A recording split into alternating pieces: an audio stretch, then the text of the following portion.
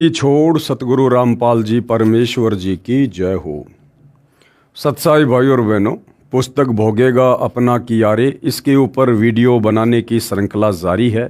और पहले के वीडियो में भाई और बहनों हमने क्रोथा कांड के बाद किस प्रकार से क्रोथा कांड में काल प्रेरणा से प्रत्यक्ष या अप्रत्यक्ष रूप में क्रोथा आश्रम पर हमला करने में, आक्रमण करने में जिन जिन लोगों की भूमिका रही, आगे चलकर किस प्रकार से उनका सर्वनाश हुआ, संत सताने की उनको सज़ा मिली, और भी बहुत सारी जानकारी हमें इस पुस्तक से प्राप्त हुई है जो हमारे विश्वास को दृढ़ करती है। और आज हमें इस पुस्तक से पता चलेगा कि सच्चे सतगुरु के मिलने के बाद, सत भक्ति मिलने के बाद हम कैसे अपनी भक्ति को बर्बाद कर देते हैं, या कैसे पूर्व जन्मों की अच्छी आत्माएं बिना तत्व ज्ञान के दूसरों को आशीर्वाद देकर स्वयंभू गुरु बनकर और अपनी भक्ति कमाई को नष्ट करके नरक में चले जाते हैं, लक 84 योनियों में चले जाते हैं। तो अब हम आगे की जानकारी इस पुस्तक से प्राप्त करें, उससे पहले गुरुदेव भगवान का जयकारा लगाते हैं। बंदी छोड़ सतगुरु रामपाल जी भगवान की जय हो।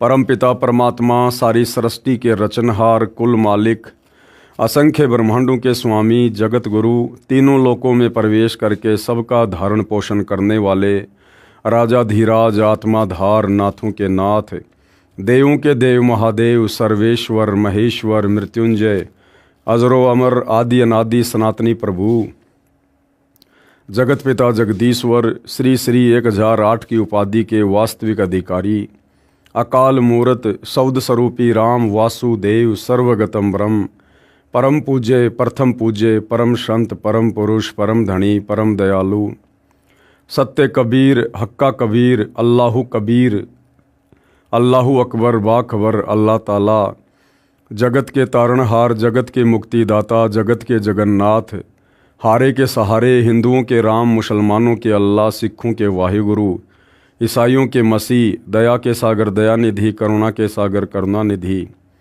स्वयंभू परिभू, संकट मोचन, कष्ट हरण, मंगल करण, दुख भंजन, अविगत कबीर, निर्विकार निर्विषम परमात्मा, अलय अलेख सतगुरु, आदि अनादि सतगुरु, असली मर्यादा पुरुषोत्तम, असली राम, असली कृष्ण, असली घनश्याम, असली मुरारी, राजाओं के राजा, महाराजाओं के महाराजा, शहंशाहों के शहंशाह, सम्राटों के सम्राट, भगवानों के भगवान, अल्लाहों के अल्लाह, प्रभुओं के प्रभु, मसीहाओं के मसीह, सच्चे वाहिगुरु, बाबाओं के बाबा, पीरों के पीर, सेठों के सेठ, जगत सेठ, सावड़सा सेठ, सर्वगुण संपन्न, अनंत कोटि कलाओं के स्वामी, अनंत कोटि ब्रह्मांडों के नायक, योगियों में महायोगी, ध्यानियों में महाध्यानी, सिद्धों में परम सिद्ध, ज्ञानियों में तत्व ज्ञानी, ब्रह्म ज्ञानी, महाज्ञानी, परम ज्ञानी, सर्वश्रेष्ठ ज्ञानी, विज्ञानी, युवा कबीर, समरथ कबीर, असमवात, अमित ओजा, सच्चे रहनुमा, करीम अल्लाह, सुबहान अल्लाह,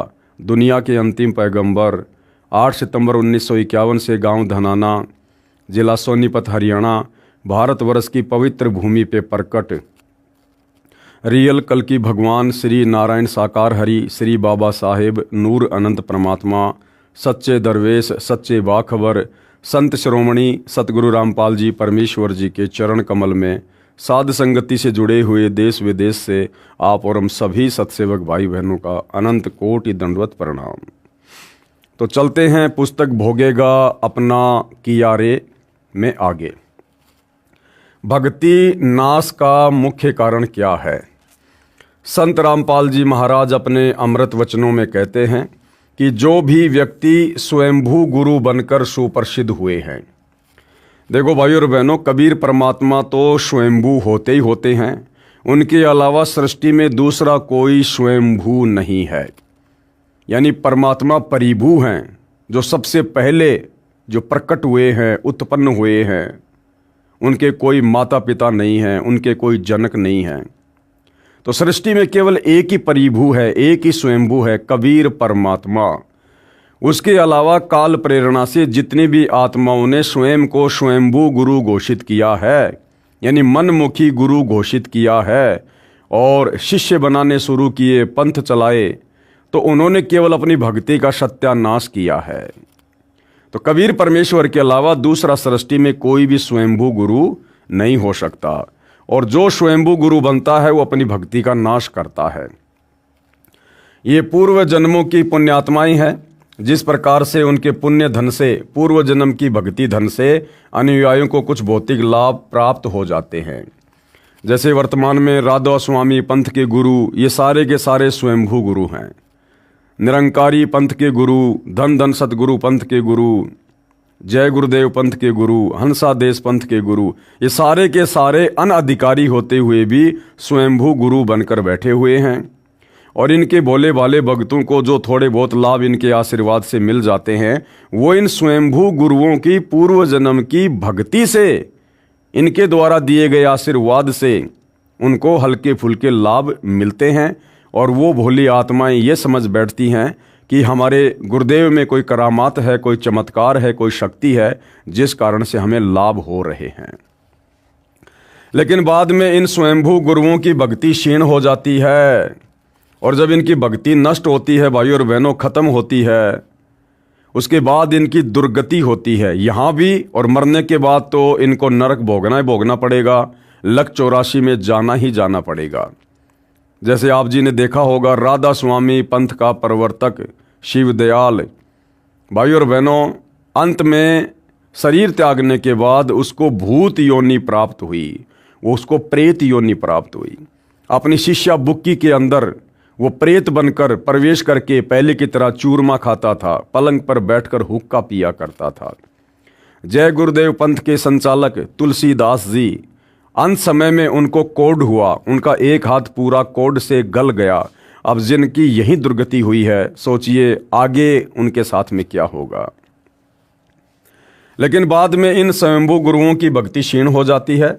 जैसे इन्वर्टर की बैटरी चार्ज है, उससे पंखे भी चल रहे हैं, ट्यूब भी जग रही है, भले ही वर्तमान में चार्जर भी न लगा हो, परंतु संचित ऊर्जा के खर्च होने के बाद और आगे चार्जर न लगाने से एकदम बैटरी डिस्चार्ज हो जाती है तथा सर्व सुविधाएं बंद हो जाती हैं।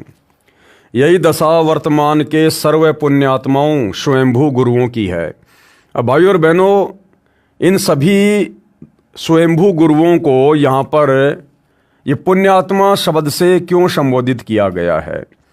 क्योंकि ये भी कभी न कभी कबीर परमात्मा जब इस पृथ्वी पर रह रहकर सतगुरु रूप में, तत्वदर्शी संत के रूप में आते हैं, उस समय इन आत्माओं ने परमात्मा की शरण ग्रहण की थी, और उस समय इन्होंने मर्यादा में रहकर दान धर्म करके भक्ति कमाई इन्होंने अर्जित की थी, बैटरी अपनी चार्ज की थी।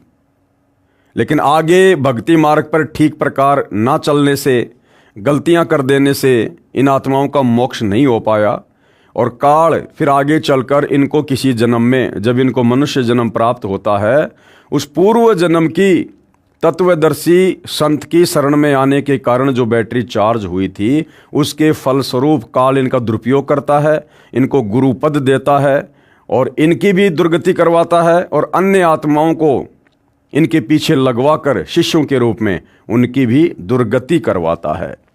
तो ये पूर्व जन्मों में कबीर परमात्मा की शरण में रह चुके होते हैं, इसलिए इनको पुण्यात्माओं शब्द से संबोधित किया है। यही दशा वर्तमान के सर्व पुण्यात्माओं स्वयंभू गुरुओं की है। ये सर्व पूर्व जन्मों में की भक्ति से चार्ज थे, वर्तमान में शास्त्र अनुकूल भक्ति साधना ना होने के कारण अपना तथा अपने अनुयायियों का जीवन नाश कर गए, कुछ वर्तमान में कर रहे हैं। जय गुरुदेव पंथ मथुरा का संत श्री तुलसीदास साहिब जी पूर्व जन्म के बहुत ही पुण्यकर्मी प्राणी हैं। ये श्री शिवदयाल सिंह जी से भी अधिक भक्ति धन युक्त हैं। राधा स्वामी पंथ की नींव डाली श्री शिवदयाल जी ने, और उसी राधा स्वामी पंथ से आगे निकला जय गुरुदेव पंथ, और जय गुरुदेव पंथ का संचालक था तुलसीदास, जिनको जय गुरुदेव के नाम से भी जाना जाता है। तो यहाँ पर गुरुदेव कह रहे हैं कि राधा स्वामी पंथ के प्रवर्तक शिवदयाल से भी ज़्यादा अच्छी भक्ति धन युक्त आत्मा कौन थी? जय गुरुदेव पंथ का संचालक तुलसीदास। लेकिन भाई और बहनों, पूर्व जन्म की सारी भक्ति कमाई अपने अनुयायियों को स्वयंभू गुरु बनकर आशीर्वाद दे देकर खर्च कर दी, बैटरी डिस्चार्ज कर दी और अंत में कोढ़ी होकर मरा। शरीर में कोढ़ हुआ, पूरा हाथ उनका कोढ़ से गड़ा। तो सोचो, जिसका ये लोक सुखी नहीं उसका परलोक क्या होगा। अगर गुरु की ये दशा हुई है तो उनके शिष्यों की क्या दशा होगी। परंतु वर्तमान में साधना शास्त्र अनुकूल ना होने से अपनी पुण्यों का नाश कर लिया है। अब इनकी बैटरी पूर्ण रूप से डिस्चार्ज हो चुकी है। जिस समय 7 सितंबर 1971 में इन्होंने भविष्यवाणी की है, 7 सितंबर 1971 में इन्होंने क्या भविष्यवाणी की थी, जो आपको पहले दिखाया था पिछले वीडियो में, कि वह अवतारी महापुरुष जिसकी लोग प्रतीक्षा कर रहे हैं वो आज 7 सितंबर 1971 को पूरा 20 वर्ष का हो चुका है, जो भविष्यवाणी केवल और केवल सतगुरु रामपाल जी पर फिट बैठती है। जिस समय 7 सितंबर 1971 में इन्होंने भविष्यवाणी की है, जो पुस्तक जय गुरुदेव की अमरवाणी के पेज नंबर 50 तथा 59 पर अंकित है, जिसमें एक अवतार की जानकारी दी है कि पृष्ठ 59 पर दिनांक 28 अगस्त 1971 को की गई भविष्यवाणी का कुछ अंश इस प्रकार है। महापुरुष का जन्म भारतवर्ष के एक छोटे से गांव में हो चुका है और वह व्यक्ति मानव इतिहास का सबसे महत्वपूर्ण व्यक्ति बनेगा। उसे जनता का इतना बड़ा समर्थन प्राप्त होगा कि आज तक किसी को नहीं मिला है। वह महापुरुष नए सिरे से विधान को बनाएगा और वह विश्व के संपूर्ण देशों पर लागू होगा। उसका एक झंडा होगा, यानी एक छत्र उसका साम्राज्य होगा पूरे विश्व पर। उसकी एक भाषा होगी, यानी उन्हीं का तत्व ज्ञान पूरे विश्व में होगा। पूरी दुनिया उन्हीं की भक्ति करेगी। कृपया देखें फोटोकॉपी पुस्तक जय गुरुदेव की अमरवाणी भाग 2 के पेज नंबर 50, 59 की, इसी पुस्तक के पेज नंबर 81 से 82 पर। पृष्ठ 50 पर दिनांक 7 सितंबर 1971 की भविष्यवाणी का कुछ अंश इस प्रकार है। अवतारी शक्तियों का जन्म हो गया है। वह अवतार जिसकी लोगों को प्रतीक्षा है, यानी सतगुरु रामपाल जी के विषय में भविष्यवाणी है कि वह अवतार जिसकी लोगों को प्रतीक्षा है 20 वर्ष का हो चुका है। 1971 में इन्होंने भविष्यवाणी की और सतगुरु रामपाल जी का इस धरती पर आगमन 8 सितंबर 1951 को हुआ। और जिस समय इन्होंने 7 सितंबर 1971 को भविष्यवाणी की, सतगुरु रामपाल जी पूर्णतया कंप्लीट 20 वर्ष के लीला में जीवन के हो चुके थे। अभी ऊपर से आदेश बताने के लिए नहीं हो रहा है। क्या कहा? यदि उसका पता बता दूं तो लोग उसके पीछे पड़ जाएंगे। अभी ऊपर से आदेश बताने के लिए नहीं हो रहा है। मैं समय का इंतजार कर रहा हूं। समय आते ही सबको सब कुछ मालूम हो जाएगा और वो समय बहुत नज़दीक है भाई और बहनों। सन 2028 के बाद पूरे विश्व को पता चलेगा कि वो महापुरुष कौन है। विवेचन कर रहे हैं गुरुदेव भगवान। संत रामपाल जी महाराज का जन्म 8 सितंबर 1951 को गांव धनाना, जिला सोनीपत, प्रांत हरियाणा, भारत में किसान जाट परिवार में हुआ। दिनांक 7 सितंबर 1971 को संत रामपाल जी महाराज की आयु, यानी लीला में आयु, ठीक 20 वर्ष की थी। 8 सितंबर 1971 को 21वां वर्ष प्रारंभ होता है। श्री तुलसीदास जी, जो जय गुरुदेव पंथ मथुरा के वर्तमान में गुरु पद पर विराजमान हैं, वर्तमान में तो वो परलोक सिधार गए हैं, क्योंकि जिस समय पुस्तक लिखी गई थी उस समय तक वो शरीर में थे, जीवित थे। उन्होंने जो भविष्यवाणी की है वह संत रामपाल जी महाराज पर खरी उतरती है। इसके साथ साथ संत रामपाल जी महाराज का आध्यात्मिक ज्ञान अद्वितीय है, इसलिए सर्व संसार में विख्यात होगा। संत रामपाल जी महाराज ने सर्व संतों तथा पंथों की भक्ति विधि पर सवाल उठाए हैं कि इन सभी की साधना यानी भक्ति व्यर्थ है। इनके द्वारा बताए भक्ति के नाम मोक्षदायक नहीं हैं। जिन संतों को परमेश्वर मिला उन्होंने जो साधना की, हम सर्व को वही साधना करनी पड़ेगी। परमेश्वर प्राप्त संतों ने जो नाम जाप किए, जिनसे उनका मोक्ष हुआ, वे मंत्र वर्तमान में संत रामपाल जी महाराज के अतिरिक्त किसी के पास नहीं हैं। यदि श्री तुलसीदास जी जय गुरुदेव पंथ मथुरा वाले की दिव्य दृष्टि काम करती है तो बताएं कि वास्तव में वह महापुरुष संत रामपाल जी महाराज है या कोई अन्य है। हमें तो 100% विश्वास है कि संत रामपाल जी महाराज जी ही वह महापुरुष अवतार हैं जिसके विषय में सर्व भविष्य वक्ताओं ने भविष्यवाणियाँ की हैं। एकमात्र संत रामपाल जी महाराज ने ही अपने अनुयायियों की शराब, तमाकू, मांस, चोरी, रिश्वतखोरी आदि आदि सर्व बुराइयां छुड़वाई है। श्री तुलसीदास साहिब जी मथुरा में जय गुरुदेव पंथ के वर्तमान प्रमुख ने तथा अन्य भविष्य वक्ताओं ने केवल इतना कार्य किया है, जैसे खगोल भूगोल का ज्ञाता ये बताए कि कल सूर्य 6:45 पर उदय होगा। सूर्य को तो उदय होना ही था, चाहे कोई बताए या ना बताए। सूर्य उदय हो चुका हो, सामने धुंध के बादल छाए हों, कोई व्यक्ति बच्चों को बताए कि सूर्य उदय हो चुका है, समय आने पर दिखाई देगा। सूर्य कहाँ पर है ये बताने में असमर्थ व्यक्ति कहता है कि जब धुंध के बादल हट जाएंगे अपने आप सूर्य दिखाई देगा। सूर्य तो उदय है, वह दिखाई भी देगा, चाहे कोई बताए ना बताए। अर्थात सतगुरु रामपाल जी का प्रकाश, उनके आध्यात्मिक ज्ञान का प्रकाश, उनकी ख्याति पूरे विश्व में होगी। उसके लिए चाहे कोई भविष्यवाणी करे या ना करे, जो समय उन्होंने स्वयं निर्धारित किया हुआ है, समय पर वो सर्व कार्य जो है बिल्कुल परफेक्ट तरीके से होंगे। वह दिखाई भी देगा, चाहे कोई बताए ना बताए। ऐसी भविष्यवाणी श्री तुलसीदास साहिब मथुरा में जय गुरुदेव पंथ के वर्तमान मुखिया की है।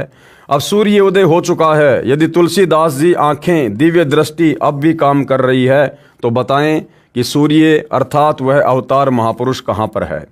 यदि श्री तुलसीदास साहिब ये बताने में असमर्थ हैं कि वह अवतारी पुरुष कौन है, तो उनकी पूर्व जन्म की भक्ति शक्ति पूर्ण रूप से क्षीण हो चुकी है। दूसरा कारण देखो भाइयों और बहनों, क्योंकि परमात्मा की बहुत बड़ी एक रजा होती है। दूसरी बात, परमात्मा ने तुलसीदास जी से ये पूर्णतया खुलासा भी नहीं करवाना था कि भाई वो संत वर्तमान में कौन है, क्योंकि भाइयों और बहनों ये ज्ञान मार्ग है। श्रद्धालु बड़े भोले होते हैं, आत्म कल्याण के लिए जुड़े होते हैं, और जय गुरुदेव पंथ में करोड़ों की संख्या में लोग हैं। अगर तुलसीदास जी ये बता देते कि भाई वो महापुरुष संत रामपाल जी है जो शतलोक आश्रम बरवाला में बैठा है, वहाँ चले जाओ और अपनी आत्मा का कल्याण करवाओ।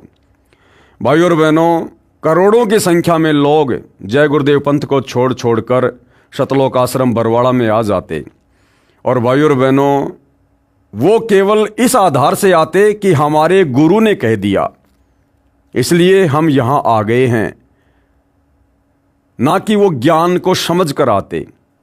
और बिना ज्ञान को समझे भाइयों और बहनों फिर उनकी हालत वही हो जाती जैसा कि बरवाला कांड 2014 के बाद काफ़ी संख्या में भक्तों की हुई। यानी ज्ञान संपूर्ण हुआ नहीं, हृदय नहीं छिदाए, देखा देखी भक्ति का रंग ने ठहराए। तो सतगुरु रामपाल जी को ज्ञानी आत्माओं की आवश्यकता है, जो ज्ञान को आधार बनाकर भक्ति मार्ग से जुड़ें और आगे मर्यादाओं में रहकर भक्ति करें, अपनी आत्मा के कल्याण को लक्ष्य बनाकर चलें। देखा देखी वाली भीड़ की उनको आवश्यकता नहीं है। तो कुछ जगहों पर परमात्मा की भी मर्जी होती है, उनकी मर्जी के हिसाब से सारे कार्य होते हैं। क्योंकि 7 सितंबर 1971 को उनकी दिव्य दृष्टि ने सही कार्य किया था, जिसमें उन्होंने कहा है पुस्तक जय गुरुदेव की अमरवाणी भाग 2 पेज 50 तथा 59 पर कि महापुरुष का जन्म भारतवर्ष के एक छोटे से गांव में हो चुका है। वह व्यक्ति मानव इतिहास का सबसे महत्वपूर्ण व्यक्ति बनेगा। उसे जनता का इतना बड़ा समर्थन प्राप्त होगा कि आज तक किसी को नहीं मिला है। वह महापुरुष नए सिरे से विधान बनाएगा और वह विश्व के संपूर्ण देशों पर लागू होगा। उसका एक झंडा होगा, उसकी एक भाषा होगी। यह विवरण पेज नंबर 59 पर है तथा पृष्ठ 50 पर कहा है कि वह अवतार जिसकी लोग प्रतीक्षा कर रहे हैं 20 वर्ष का हो चुका है। भविष्यवाणी समाप्त। संत रामपाल जी महाराज का जन्म गांव धनाना, जिला सोनीपत, हरियाणा, भारतवर्ष में 8 सितंबर 1951 को एक जाट किसान परिवार में हुआ। जय गुरुदेव पंथ मथुरा के मुखिया श्री तुलसीदास साहिब के अनुसार 7 सितंबर 1971 को संत रामपाल जी महाराज ठीक 20 वर्ष के हुए थे तथा 8 सितंबर से उनके शरीर की आयु का 21वां वर्ष प्रारंभ हुआ था। संत रामपाल जी महाराज अपने प्रवचनों में बार बार प्रार्थना करते हैं कि वर्तमान के सभी गुरुजन कृपया ध्यान दें, आप जी शास्त्र विधि विरुद्ध साधना कर तथा करवा रहे हैं। यानी वर्तमान में सतगुरु रामपाल जी के अलावा किसी भी संत, महंत, मंडलेश्वर, आचार्य, शंकराचार्य के पास में शास्त्र अनुकूल सत साधना नहीं है जिससे जन्म मरण का रोग कटे, जिससे 184 योनियों की कठिनाइयों से जीव बच सके। आप बहुत बड़े मानव समाज के जीवन के नाशक बन रहे हो। कौन? ये नकली स्वयंभू गुरु। आप भी तथा आपके अनुयायी अपना अनमोल मानव जीवन नष्ट कर रहे हैं। सर्व वर्तमान के गुरुजन महापाप के भागी बन रहे हो। आप जी को पाप के भार से मुक्त होने का रास्ता भी संत रामपाल जी महाराज जी ही बताते हैं कि आप संत रामपाल जी महाराज जी के द्वारा बताए आध्यात्मिक ज्ञान को गहराई से जानो। फिर अपने शिष्यों से कह दो कि हमने आप जी को जो भक्ति दिशा दी है वह अधूरी है। हमारा उद्देश्य तो था कि आपको मुक्ति दिलाएं, परंतु हमें तत्व ज्ञान नहीं था। अब सर्व भगत संत रामपाल जी महाराज के पास जाओ तथा दीक्षा ग्रहण करो। इस प्रकार कहने से वो संत जन भार मुक्त हो जाते हैं। भले फिर उसके बाद शिष्य उसको छोड़कर संत रामपाल जी के पास जाएं ना जाएं, लेकिन यदि वो स्वयंभू गुरु अपने ऊपर से उन नकली शिष्यों का भार उतारना चाहता है तो वो यदि ये बात कह देता है सार्वजनिक तौर पर संगत को कि भाई मेरे पास में शास्त्र अनुकूल सत भक्ति नहीं है, मेरे पास में आधा अधूरा ज्ञान है, और यदि आप लोगों को पूर्ण मुक्ति चाहिए तो वर्तमान में पूर्ण संत सतगुरु रामपाल जी है, आप उनकी शरण में जाओ, मैं भी उनकी शरण में जा रहा हूं। तो इतना कह देने मात्र से भाई और बहनों और सतगुरु रामपाल जी से उपदेश लेते ही वह संत पूर्णतया अपने शिष्यों से भार मुक्त हो जाता है। परंतु जय गुरुदेव जी ने ऐसा नहीं किया। इस प्रकार कहने से गुरुजन पाप के भार से मुक्ति प्राप्त कर लेंगे, फिर स्वयं भी अपना कल्याण कराएं। वह संत रामपाल जी महाराज जी के पास आकर नाम दीक्षा ग्रहण करें। संत रामपाल जी महाराज कहते हैं कि सर्व संत तथा भगतजन जो दिशा भ्रष्ट हैं, मुझदास के पास आओ, अभिमान बड़ाई को त्यागो, मुझे अपना बच्चा जानकर अपने जन्म मृत्यु के दीर्घ रोग का नाश कराओ। जैसे किसी का बच्चा डॉक्टर बन जाता है, उसके पास उपचार के लिए जाने में संकोच कैसा, वह डॉक्टर बच्चा तो अपने माता पिता भाई बहन तथा छोटे बड़े सर्व समाज के व्यक्तियों का उपचार करता है। ठीक इसी प्रकार संत रामपाल जी महाराज के पास जन्म मृत्यु के रोग को नाश करने की जड़ी सतनाम जो 2 अक्षर का है तथा सारनाम जिसे आदि नाम भी कहते हैं, डॉक्टर के पास दूसरे डॉक्टर भी तो अपना उपचार कराने आते हैं। इसमें मान बढ़ाई का प्रश्न नहीं है। संत रामपाल जी महाराज अपने प्रवचनों में बताते हैं कि जब यह तत्व ज्ञान वर्तमान गुरुओं को समझ आ जाएगा तो इनके सामने काल एक और बाधा खड़ी करेगा कि हमारा सर्व जीवन इस साधना में व्यतीत हो गया, अब हमारा कल्याण कैसे होगा। यदि गुरु बदल लिया तो हम घर के रहे ना घाट के। उन्हें इस शंका के समाधान के लिए एक उदाहरण है। महर्षि रामानंद पंडित जी, महर्षि रामानंद पंडित जी, भाई उनसे बड़े गुरु, उनसे बड़े दार्शनिक, उनसे बड़े ज्ञाता वेदों के, गीता के, पुराणों के आज वर्तमान में देश के चारों शंकराचार्य भी नहीं हैं। और उस पंडित रामानंद ने ज्ञान समझ में आने के बाद समाज को, मान बढ़ाई को, अहंकार को एक कोने में पटक दिया और कबीर परमेश्वर जी उनको गुरु धारण किया।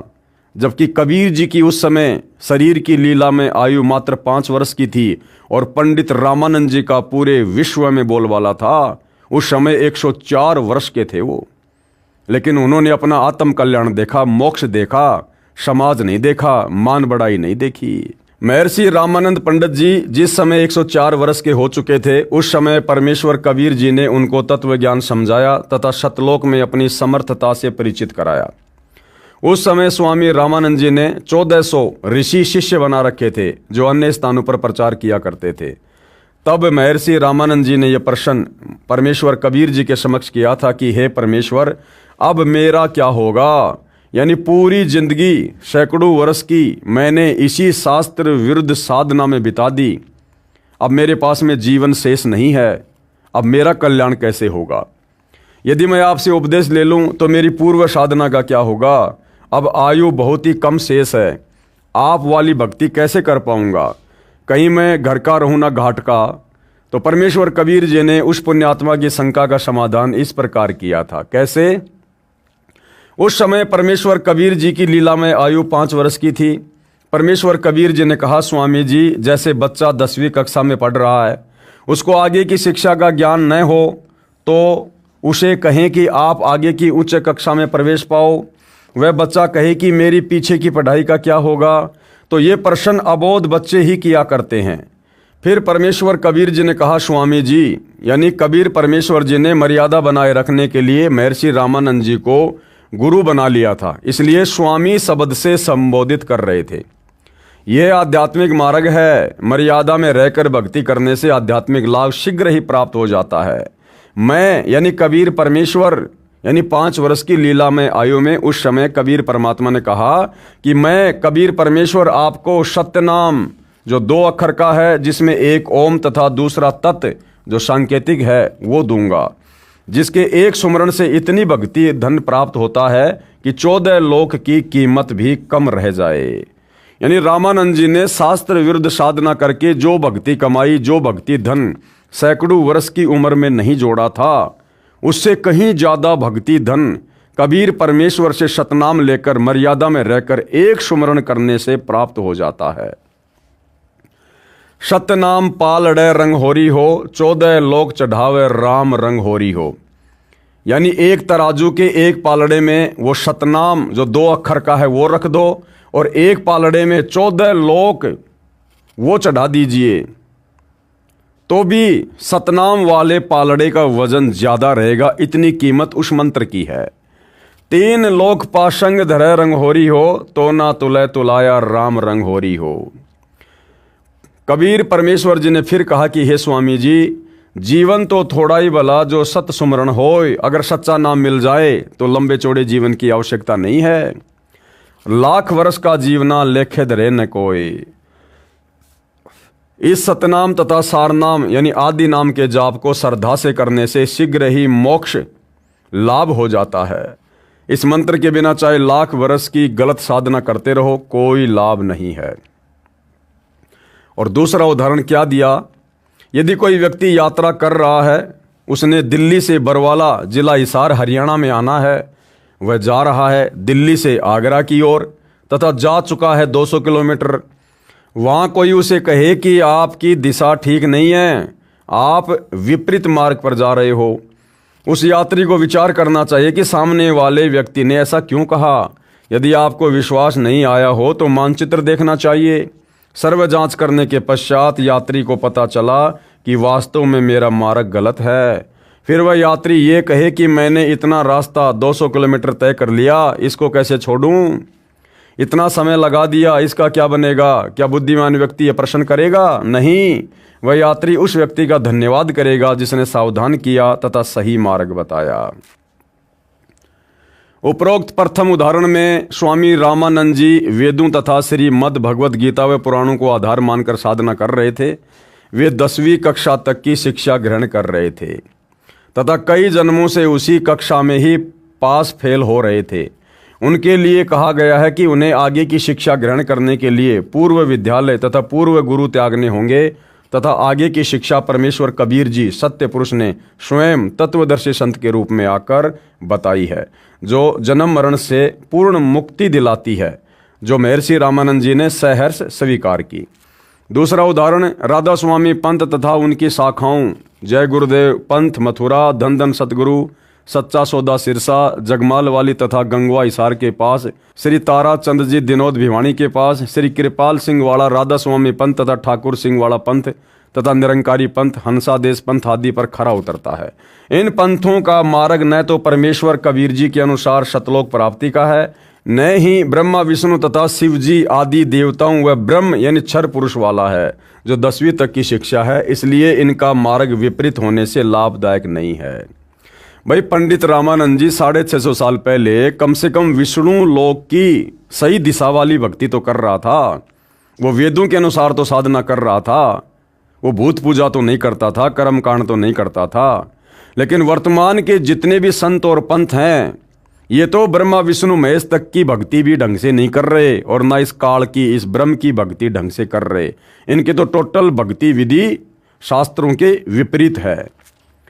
इन सब से निवेदन है कि कृपया पुनर्विचार करें तथा सतलोक आश्रम बरवाला जिला हिसार हरियाणा में पहुंचकर जगत गुरु तत्वदर्शी संत रामपाल जी महाराज से दीक्षा स्वयं भी लें तथा अपने शिष्यों को भी आदेश दें कि आप सभी भक्तजन सतलोक आश्रम बरवाला में जाकर यथार्थ भक्ति मार्ग ग्रहण करें।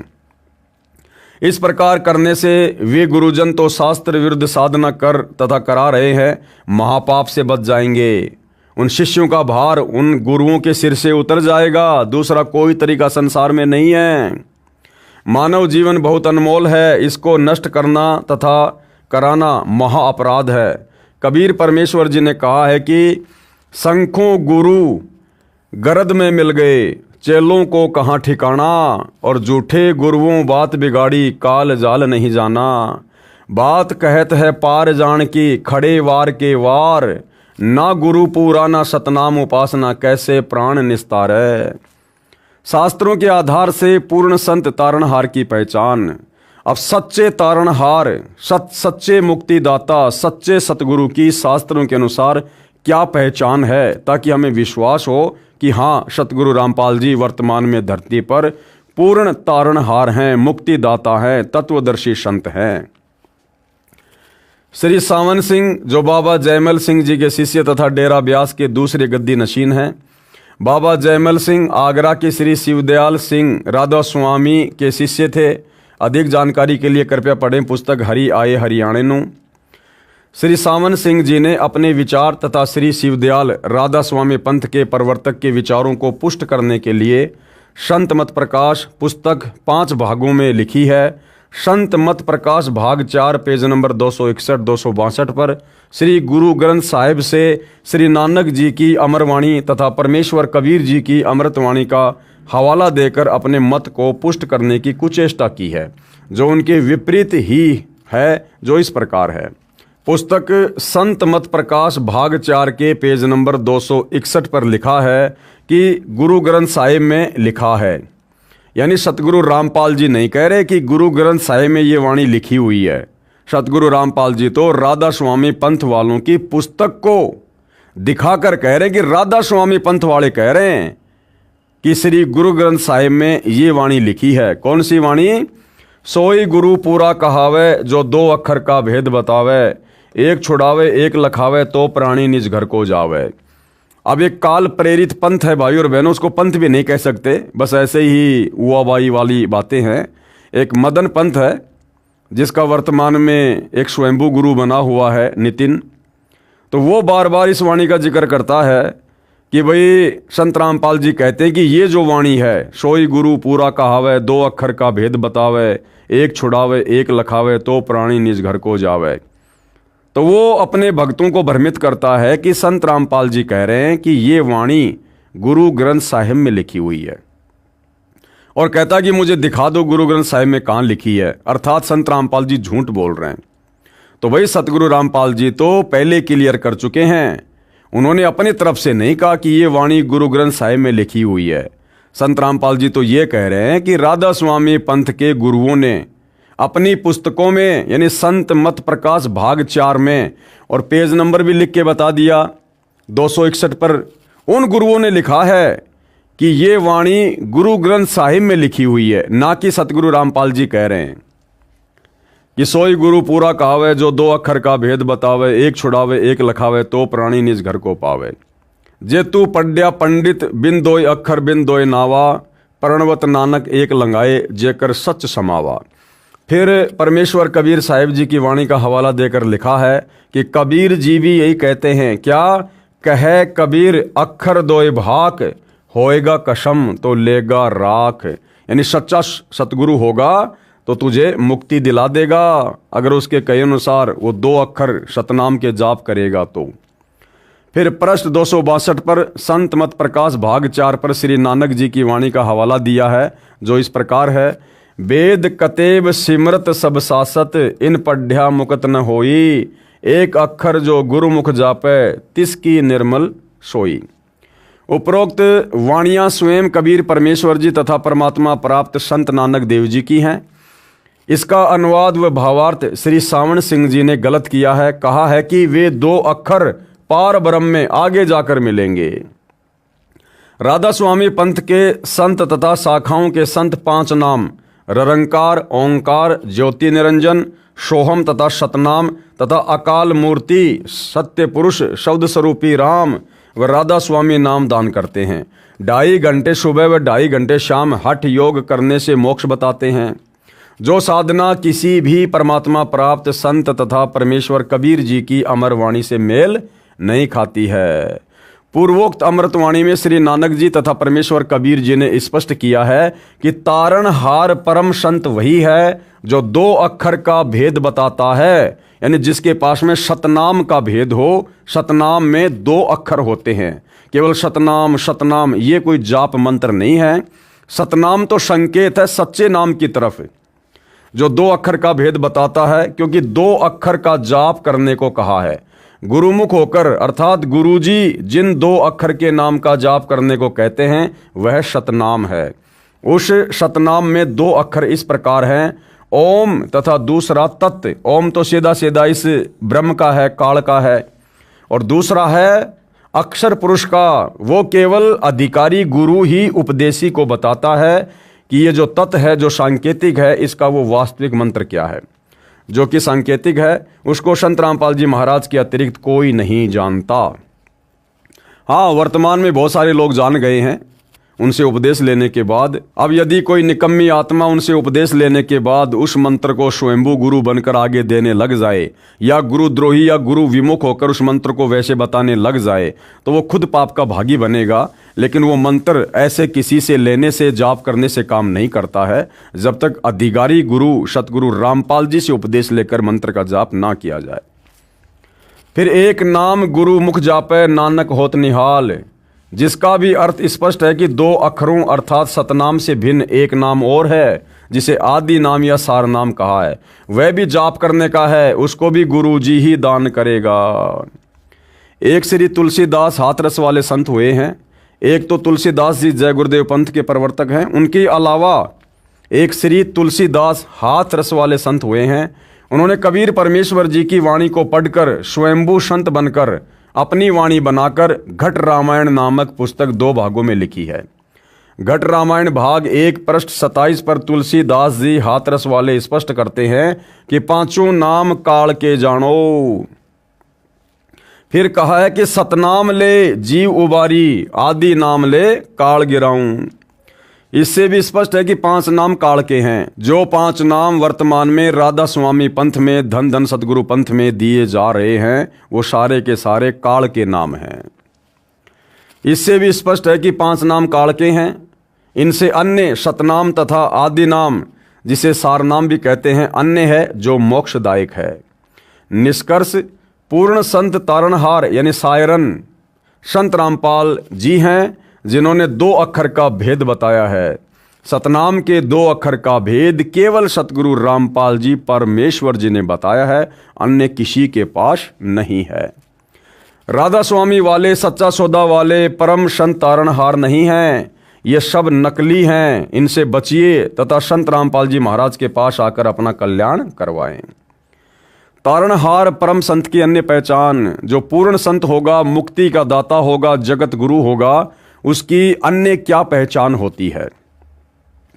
परमेश्वर कबीर जी ने परम संत तारणहार, जो परमेश्वर कबीर जी का कृपा पात्र होता है, उसकी पहचान बताते हुए कहा है, जो मम संत सत्य शब्द दृढ़ावे, यानी जो मुक्ति का वास्तविक मंत्र जो दान करेगा, वाके संग सब राड बढ़ावें। उस पूर्ण संत के साथ में बाकी जितने भी नकली धर्म गुरु हैं, वो काल प्रेरणा से वाद विवाद करेंगे, लड़ाई झगड़ा करेंगे। ऐसे संत महंतन की करनी, धर्मदास में तो से वर्णी। परमात्मा ने कहा कि धर्मदास, ऐसे मैं तेरे को उन नकली संतों की करनी और उस पूर्ण संत की करनी बताता हूं, कि जो सच्चा संत होगा, जो सच्चा जगत उद्धारक होगा, जो पूर्ण संत होगा, तत्वदर्शी होगा, जो आत्माओं को सत शब्द दान करेगा, सतनाम देगा, सार नाम देगा, कहते हैं उसके साथ में सब लोग काल प्रेरणा से झगड़ा करेंगे। इस अमरवाणी का भावार्थ है कि कबीर परमेश्वर जी ने कहा है कि जो मेरा संत सच्चे ज्ञान व सच्चे नाम सतनाम के विषय में दृढ़ता से बताएगा, उसके साथ उस समय के संत तथा महंत झगड़ा करेंगे, क्योंकि वह सच्चा ज्ञान उन नकलियों के नकली ज्ञान का पर्दाफाश करेगा। ये पहचान भी उस संत की होगी। वर्तमान में संत रामपाल जी महाराज के सच्चे ज्ञान से बौखला कर करोथा कांड करा दिया, परंतु परमेश्वर कबीर जी का पंजा सिर पर बराबर बना रहा, जिस कारण संत रामपाल जी महाराज तथा अनुयायी सुरक्षित रहे। भाई, संत रामपाल जी के शीश पर किसी का पंजा नहीं है। हाँ, ये जरूर हम मान सकते हैं और मानेंगे, सत्य है कि उनके अनुयायियों पर उनका पंजा अवश्य है। बाकी जो लेखक लिख रहा है कि संत रामपाल जी पर कबीर परमात्मा का पंजा बना रहा, ऐसा नहीं है। सतगुरु रामपाल जी स्वयं कबीर परमात्मा है। लेखक जो भगत है वो अभी थोड़ा नादान है, तत्व ज्ञान से थोड़ा अपरिचित है। फिलहाल वो सतगुरु रामपाल जी की वास्तविक परमात्मा वाली स्थिति से परिचित नहीं है। परमेश्वर का प्रचार पहले से कई गुना बढ़ गया। परमेश्वर सत्य का साथ देते हैं। विशेष पुस्तक जय गुरुदेव की अमरवाणी भाग 2 के पेज नंबर 43 पर लिखा है कि भारत जैसे राष्ट्र में हम प्रत्येक व्यक्ति का आदर करते हैं, इसलिए हमारे विधान में आलोचना करने की स्वतंत्रता है, यानी सत्य बताने की स्वतंत्रता है। और हमारा अनुरोध है कि आलोचना सत्य को सामने रखते हुए करनी चाहिए, जिससे जनहित हो। कहाँ लिखा हुआ है? स्वामी जी, साकारी पत्रिका, 14 जून 1971।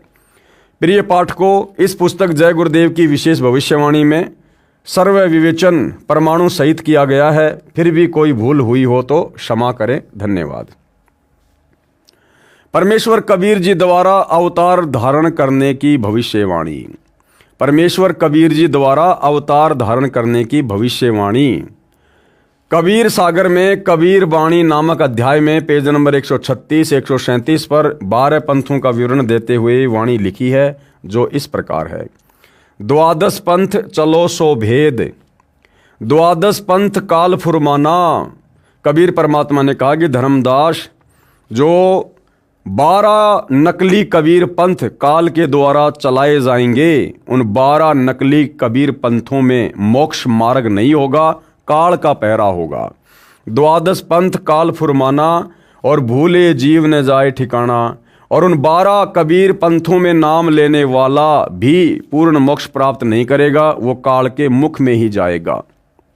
प्रथम आगम कही हम राखा, वंश हमारा चूड़ामणि शाखा। दूसर जग में जागू भरमावे, बिना भेद वो ग्रंथ चुरावे। तीसरा सुरती गोपाल ही होई, अक्सर जो जोग दृढ़ावे सोई। चौथा मूल निरंजन बानी, लोक वेद की निर्णय ठानी। पंचम पंथ टकसार भेद ले आवे, नीर पवन को संधि बतावे। सो ब्रह्म अभिमानी जानी, सो बहुत जीवन की करी है हानि। छठवा पंथ बीज को लेखा, लोक परलोक कहे हमने देखा। 5 तत्व का मर्म दृढ़ावे, 100 बीजक शुक्ल ले आवे। 7वां पंथ सत्य नाभि प्रकाशा, घटके माही मार्ग निवासा। 8वां जीव पंथ ले बोले वानी, भयो प्रतीत मर्म नहीं जानी। 9वें राम कबीर कहावे, सतगुरु भ्रम ले जीव दृढ़ावे। 10वें ज्ञान की काल दिखावे, भई प्रतीत जीव सुख पावे। 11वें भेद परम धाम की बाणी, शाख हमारी निर्णय ठानी। साखी भाव प्रेम उपजावे, ब्रह्म ज्ञान की राह चलावे। तिनमें वंश अंश अधिकारा, तिनमें 100 शब्द होय निर्धारा। संवत 1775 होई, ता दिन प्रेम प्रकटे जग सोई। साखी हमारी ले जीव समझावे, असंख्य जन्म ठोर नहीं पावे। 12वें पंथ प्रकट है बाणी, शब्द हमारे की निर्णय ठानी। अस्थिर गरम का मरम न पावे, ये 12 पंथ हम ही को ध्यावें।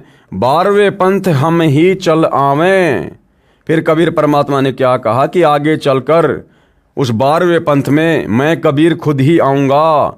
12वें पंथ हम ही चल आवें, सब पंथ मेट एक ही पंथ चलावें। उपरोक्त वाणी में 12 पंथों का विवरण किया है तथा लिखा है कि संवत 1775 में प्रभु का प्रेम प्रकट होगा तथा हमारी वाणी प्रकट होवेगी।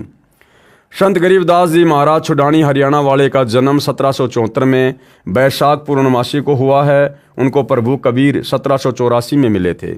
यहाँ पर इसी का वर्णन है तथा संवत 1775 के स्थान पर 1774 होना चाहिए, गलती से 1775 लिखा है।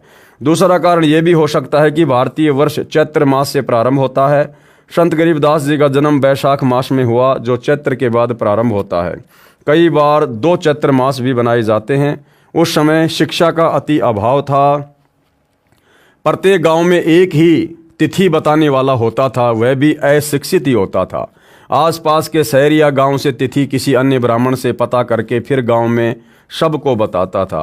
इस प्रकार से भी संवत 1774 के स्थान पर संवत 1775 लिखा गया हो। वास्तव में यह संकेत गरीबदास जी के विषय में ही है। भावार्थ ये है कि कबीर परमात्मा ने गरीबदास जी का ज्ञान योग खोलकर उनके द्वारा अपना तत्व ज्ञान स्वयं ही प्रकट किया, जो शत ग्रंथ साहिब रूप में लिपिबद्ध है। कारण ये था कि कबीर वाणी में नकली कबीर पंथियों ने मिलावट कर रखी थी, इसलिए परमेश्वर कबीर की महिमा का ज्ञान पुनः प्रकट कराया। फिर भी तत्व भेद यानी सार ज्ञान गुप्त ही रखा।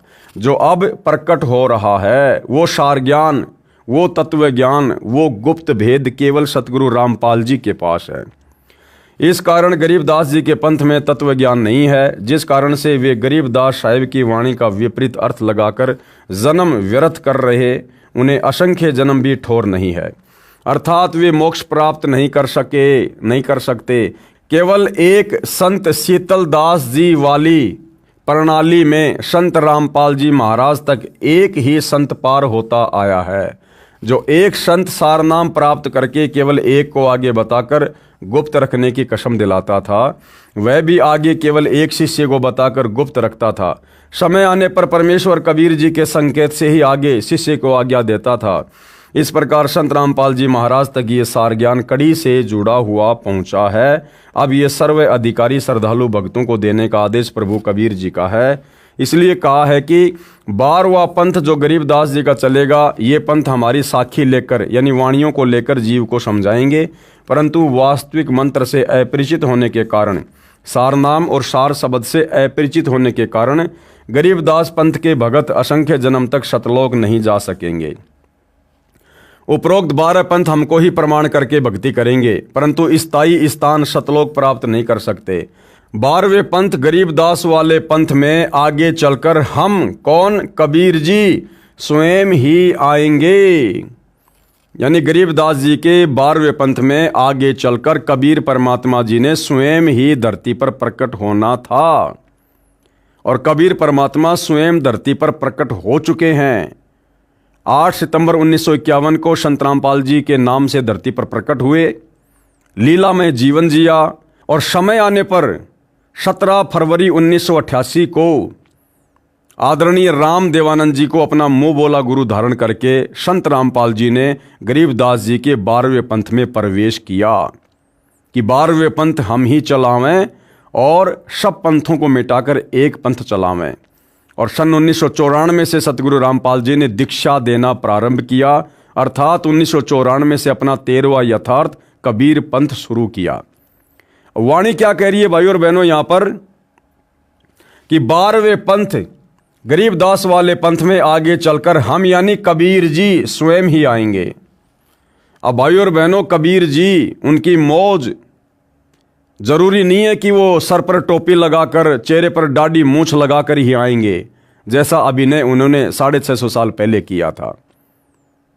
वर्तमान में संत रामपाल जी के नाम से और अपने वास्तविक कबीर रूप में धरती पर प्रकट हैं और अपना यथार्थ 13वां पंथ शुरू कर चुके हैं। 12वें पंथ गरीबदास वाले पंथ में आगे चलकर हम यानी कबीर जी स्वयं ही आएंगे तथा सब 12 पंथों को मिटाकर एक ही पंथ चलाएंगे। उस समय तक सार शब्द छुपा कर रखना है। यही प्रमाण संत गरीबदास जी महाराज ने अपनी अमृतवाणी असुर निकंदन रमणी में किया है कि सतगुरु दिल्ली मंडल आईसी और सूती धरणी सोम जगाईसी।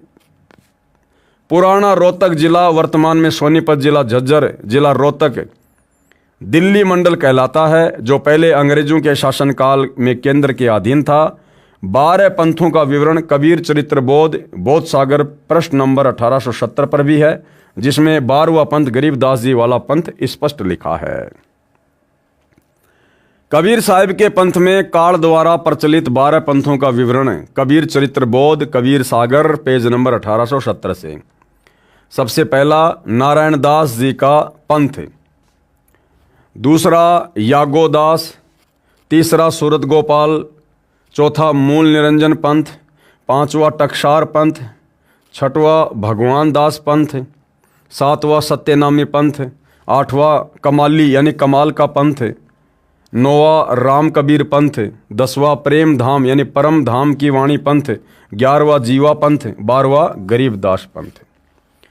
कबीर परमेश्वर जी सन 1518 में सतलोक प्रस्थान के 33 वर्ष पश्चात सन 1551 में 7 वर्षीय संत दादू साहेब जी को मिले।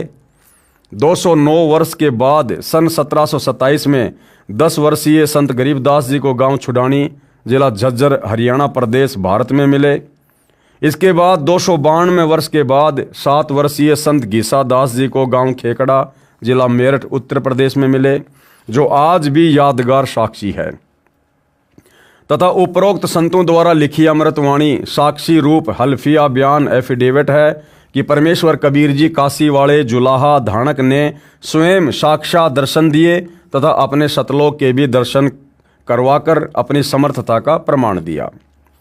संत रामपाल जी महाराज को परमेश्वर कबीर साहिब जी संवत 2054 फाल्गुन मास शुक्ल पक्ष एकम मार्च 1997 को दिन के 10 बजे मिले तथा सार शब्द की वास्तविकता तथा संगत को दान करने का सही समय का संकेत देकर अंतर्ध्यान हो गए तथा इसको अगले आदेश तक रहस्य युक्त रखने का आदेश दिया। अब भाइयों और बहनों, इस गूढ़ रहस्य को समझने में आपको थोड़ा सा समय लगेगा। जब आप सतगुरु रामपाल जी से उपदेश लेकर उनके द्वारा दी गई भक्ति करेंगे, ज्ञान को अच्छे से समझेंगे, तब आपको ये गूढ़ रहस्य समझ में आएगा कि सन 1997 में संत रामपाल जी को सतलोक से चलकर कोई अन्य कबीर जी मिले थे या नहीं मिले थे, क्योंकि संत रामपाल जी तो स्वयं ही कबीर जी हैं। भला कबीर को दूसरा कबीर कौन मिलेगा? तो ये रहस्य आपको फिर आगे चलकर समझ में आएगा। परमेश्वर कबीर जी द्वारा अवतार धारण करने की भविष्यवाणी, फोटो कॉपी कबीर सागर कबीर वाणी बोध सागर पेज नंबर 134 की। इसमें 12 जो पंथ हैं उन पंथों का वर्णन है। साखी वन स्थापे सो सार है, जो गुरु दिड़के देही सांचे दाव बताव ही जीव अपन कर ले ही। धर्मदास उवाच, धर्मदास बिनती अनुसारी साहब विनती सुनो हमारी, पंथ पंक्ति कैसे नीर बहाई सो गुरु साचे दया कराई। सतगुरु उवाच, धर्मदास मैं कहूँ समझाई, हम ही तुम ही कैसे बन आई, ऐसे नाद मिले बिंद को जाई तभी हंस पहुँचे वह ठाई।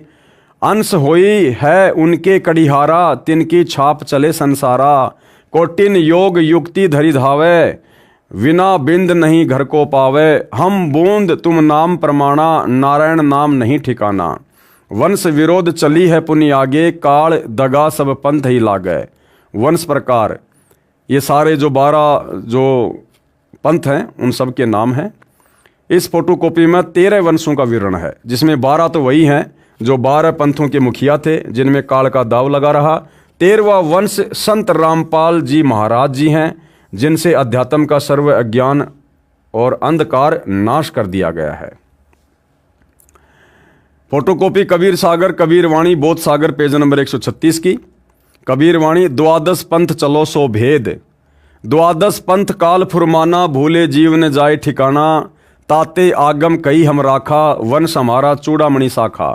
प्रथम जग में जागू भरमावे, बिना भेद वो ग्रंथ चुरावे, दूसरी सुरती गोपाल ही होई, अक्सर जो जोग दृढ़ावे सोई। तीसरा मूल निरंजन बानी, लोक वेद की निर्णय ठानी। चौथे पंथ टकसार भेद ले आवे, नीर पवन को संधि बतावे, सो ब्रह्म अभिमानी जानी, सो बहुत जीवन की कर है हानि।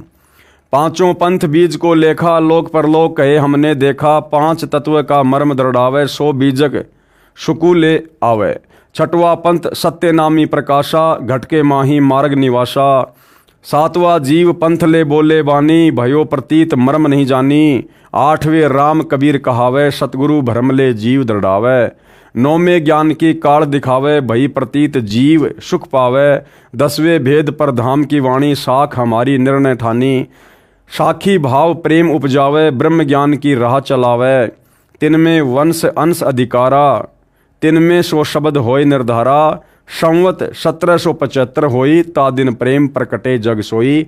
ये सन 1774 होना चाहिए, ना कि सन 1775।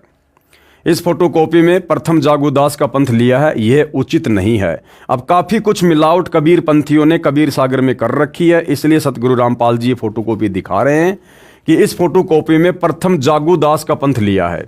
प्रथम जो ये जागूदास पंथ का नाम लिया गया है कि प्रथम जग में जागू भरमावे, तो ये जो प्रथम पंथ है ये जागू नहीं है। प्रथम जो पंथ है वो चूड़ामणि है, क्योंकि कबीर परमात्मा जी ने चूड़ामणि को आगे नाम दीक्षा देने का अधिकार दिया था, आदेश दिया था, और चूड़ामणि जी से ये पंथ फिर आगे विस्तार को प्राप्त हुआ। इस फोटोकॉपी में प्रथम जागूदास का पंथ लिया है, ये उचित नहीं है। प्रथम पंथ चूड़ामणि जी का है और दूसरा जागूदास का है।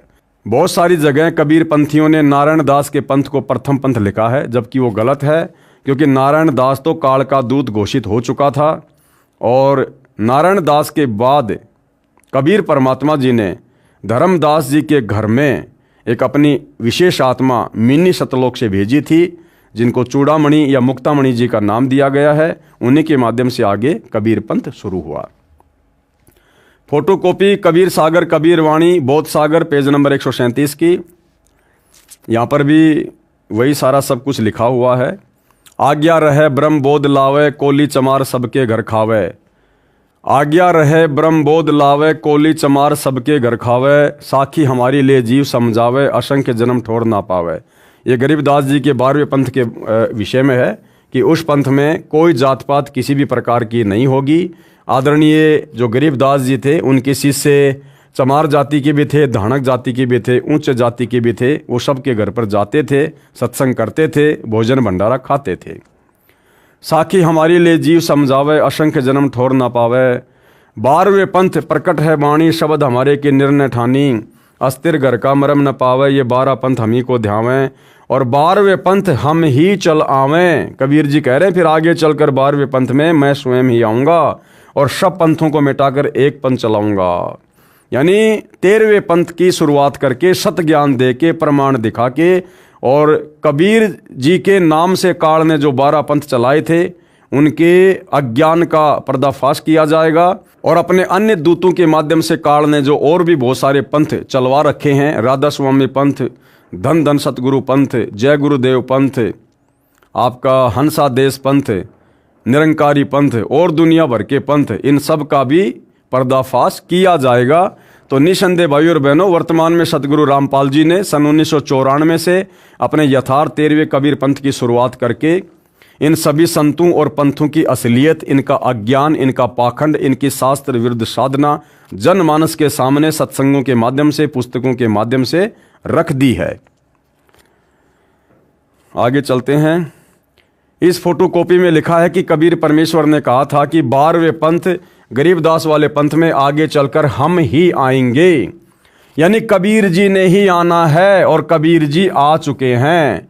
अब वे नहीं कहेंगे कि मैं कबीर हूँ, सतगुरु रामपाल जी नहीं कहेंगे कि मैं ही कबीर हूँ। इस बात को समझने के लिए उन्होंने हमें तत्व ज्ञान दे दिया। ये वाणियाँ जो स्पष्ट कर रही है हमारे सामने लिख दी गई हैं, बोल दी गई हैं। अब आप और हमने स्वयं ही विचार करना पड़ेगा, विश्वास करना पड़ेगा कि सतगुरु रामपाल जी स्वयं कबीर जी हैं। ये कबीर जी के द्वारा भेजे गए कोई संदेशवाहक नहीं है, ये स्वयं ही सारी सृष्टि के मालिक हैं। आगे चलकर हम ही आएंगे, सब पंथ मिटाकर एक पंथ चलाएंगे। सब पंथ मिटाने का मतलब है सबके अज्ञान को सार्वजनिक किया जाएगा।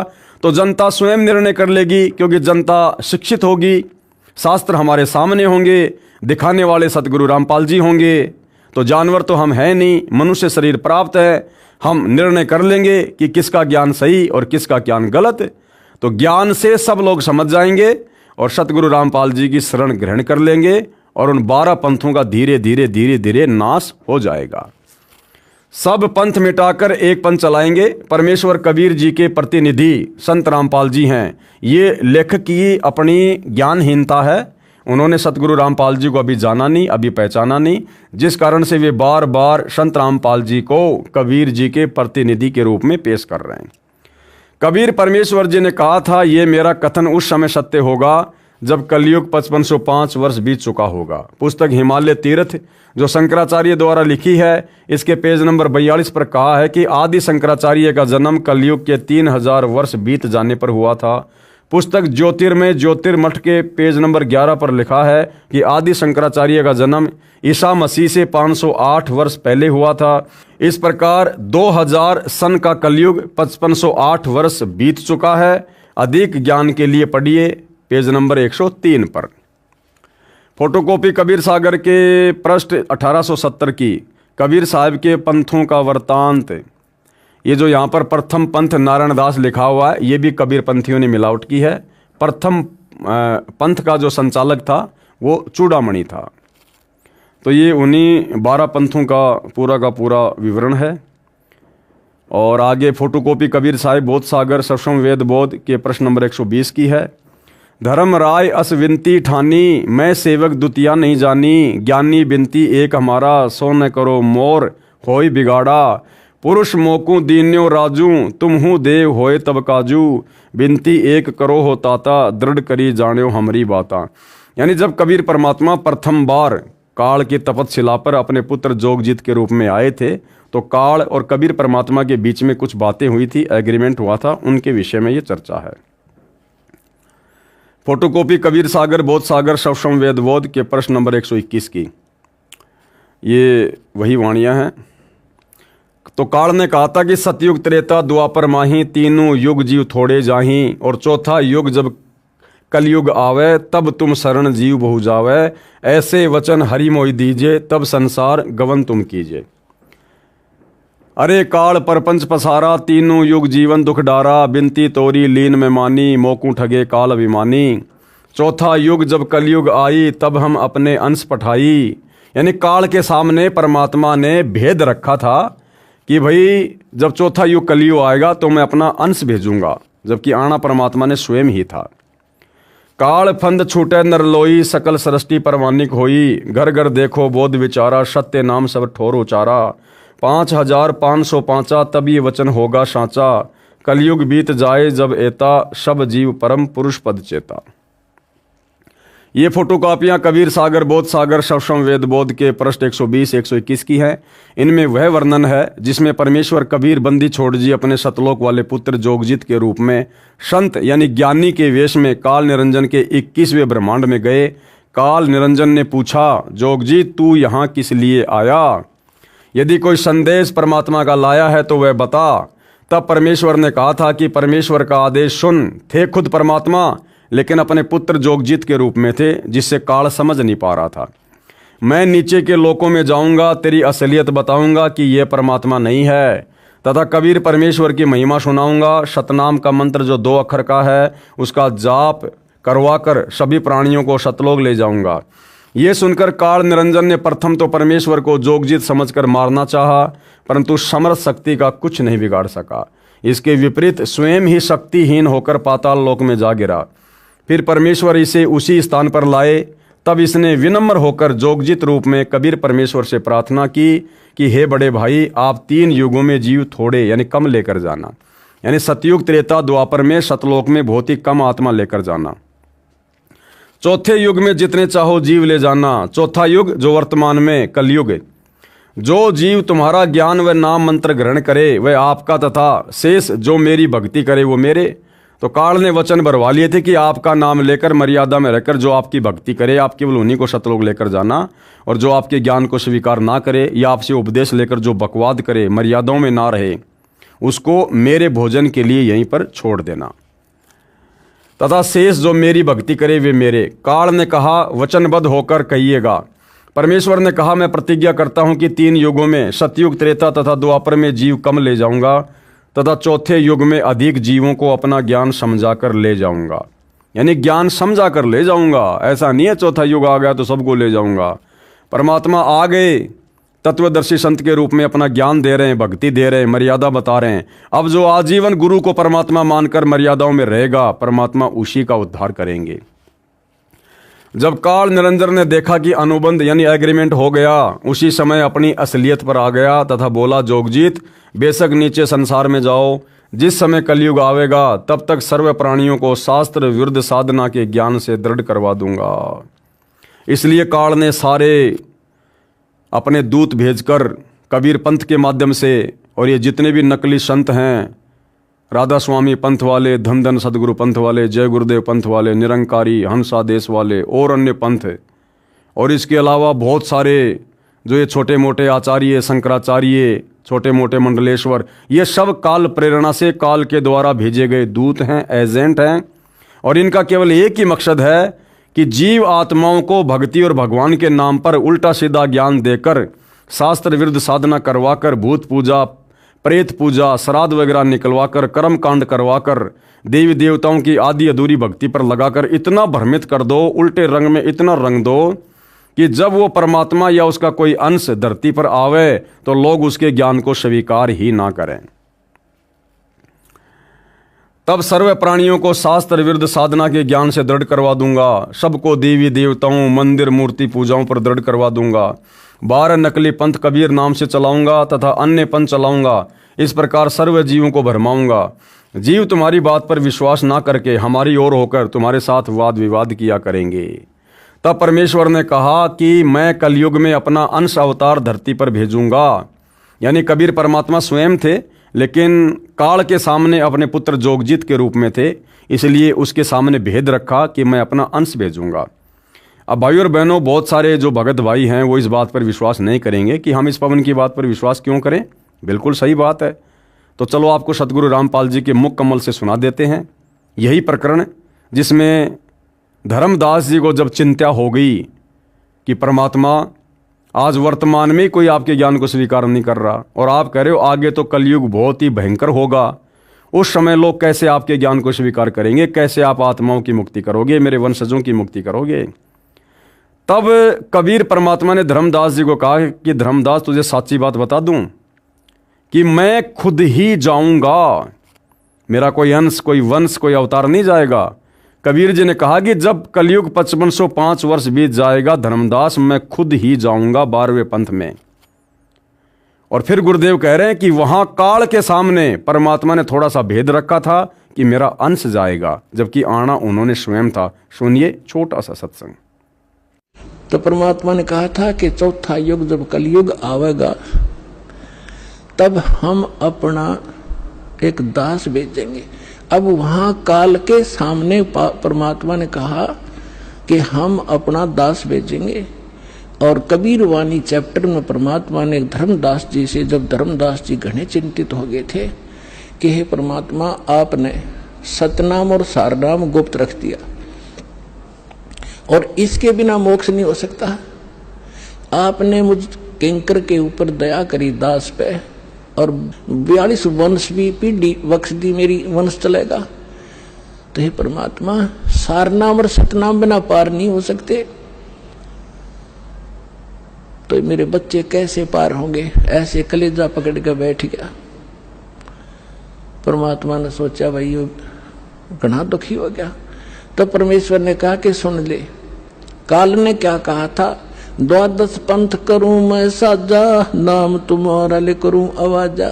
12 पंथ नाम जो लेगी, हमरे मुख में आन समोही। जाओ जोग जीत संसारा, जीवन माने कहा तुम्हारा। जीव तुम्हारा कहा न माने, हमारी ओढ़ हो बाद बखाने। अब इतना समय नहीं रहा, मैं वो सारे प्रमाण आज नहीं दिखा पाऊंगा आपको कि 12 पंथ कौन कौन से हैं।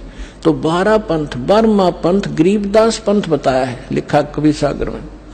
तो परमात्मा ने कहा तू चिंता ना करे धर्मदास, जब 5500 वर्ष कलयुग बीत जाएगा तब या बिचली पीढ़ी आवेगी, और बिचली पीढ़ी तक ये ज्ञान और तत्व ज्ञान और सतनाम सारनाम कति गुप्त रखना है, नहीं तो काल के दूतों का हाथ लग जाएगा, मेरा सारा मिशन खराब हो जाएगा। तो परमात्मा ने देखा कि ये बिल्कुल चिंतित हो गया घना। तब परमेश्वर ने कहा धर्मदास, जब साची बताऊं तेरे हैं। तब धर्मदास ने कहा कि भगवान आज कितना अच्छा समय है, कलयुग स्टार्ट है सन 1398 में और 1512 तक है, और आज भी लोग ना मानते, और आप कह रहे हो आगे तो भयंकर कलयुग पैदा कर देगा, काल ऐसा जुल्म कर देगा, हाहाकार मच जाएगी, इंसान कृतघ्नी हो जाएंगे। तो उस समय कैसे पार होंगे? आज तो आप भी विद्वान हैं और फिर भी ना मान रहे ये लोग। तो परमात्मा ने कहा जब 5500 वर्ष कलयुग बीतेगा और बर्मा वंश चल चुका होगा इस काल का, यानी गरीबदास पंथ तक, तो उस बर्मे पंथ में मैं आऊंगा स्वयं और फिर सभी पंथों को खत्म करके एक पंथ बनाऊंगा और सारी सृष्टि मेरा ही नाम लेगी। तेरे 42 वंश क्या सारी सृष्टि ने पार करूंगा धर्मदास, इन 42 की चिंता छोड़ तू। तब उसका दिल डटा था और काल के सामने परमात्मा ने थोड़ा सा भेद रखा कि मैं अपना अंश भेजूंगा। तो भाई और बहनों, अब आप जियों को विश्वास हो गया होगा कि काल के आगे ये कहकर कि मेरा अंश जाएगा परमात्मा ने भेद रखा था और धर्मदास जी के सामने परमात्मा ने बिल्कुल सच्चाई व्यक्त कर दी थी कि 12वें पंथ हम ही चल जावें और सब पंथों को मिटाकर एक पंथ चलावें। इस समय सारी पृथ्वी पर सर्व मानव शरीरधारी प्राणी हमारे ज्ञान को ग्रहण करके उपदेश प्राप्त करेंगे, सबका फंद छूटेगा अर्थात सब मोक्ष प्राप्त करेंगे। कलयुग में घर घर में परमेश्वर कबीर जी की महिमा के बोध यानी ज्ञान की चर्चा होगी। सर्व मनुष्य सारा दिन व्यर्थ की बातों में व्यतीत न करके परमात्मा के ज्ञान की चर्चा करके पुण्य के भागी होंगे। हमारे भेजे गए अंश अर्थात धरती पर अवतार संत रामपाल जी महाराज जी की ओर संकेत है, यानी लेखक के अपने विचार हैं।